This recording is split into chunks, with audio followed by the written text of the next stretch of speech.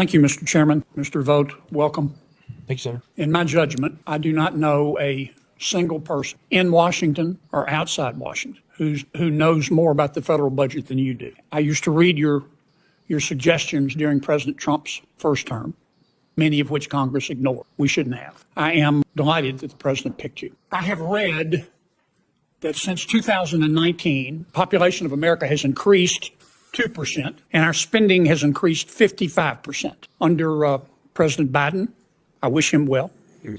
If we had discovered life on Mars, he would have sent it money. Is that sustainable?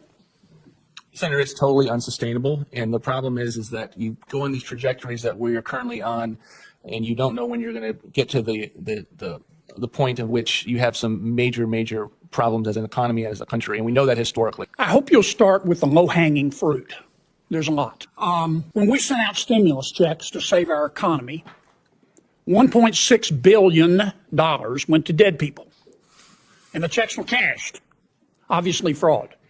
OMB has estimated that in fiscal year 2023, we sent out $1.3 billion of checks to dead people, which were cashed. Obviously fraud. When you die in America, your name is sent to the Social Security Administration. As you know, you become part of the master death file.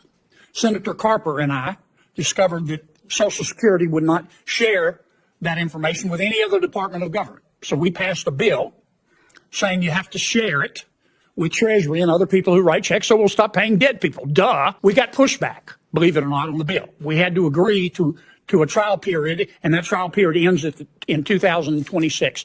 Will you help us make that program permanent so we can stop paying dead people? Yes, Senator. You served in Washington for years. You're going to be challenging the status quo. You're going to be called crazy. Many people also called Noah crazy. And then the rains came, and all the fact checkers died. You have to persevere. Now, I'm not asking you to get ahead of President Trump, but if you were king for a day, tell me how you would save money in the federal budget without impacting the American people.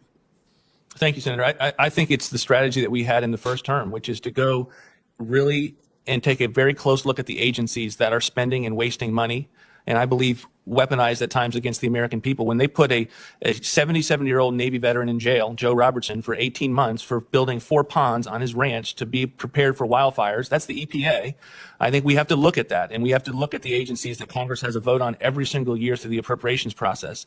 And then I think we need to go after the mandatory programs that Senator Cornyn mentioned that are keeping people out of the workforce because they have become not just a social safety net, but they have become a benefit hammock, and increasingly so in the aftermath of COVID, as many of these policies were impacting people's decisions to go back into the workforce. And I believe, and because we produced budgets along these lines, you can get sizable levels of savings and reforms that can lead to a balanced budget and get us back headed in a fiscal trajectory, not only that we would all be proud of, but we could say this is going to keep us from fiscal ruin. My time's expired.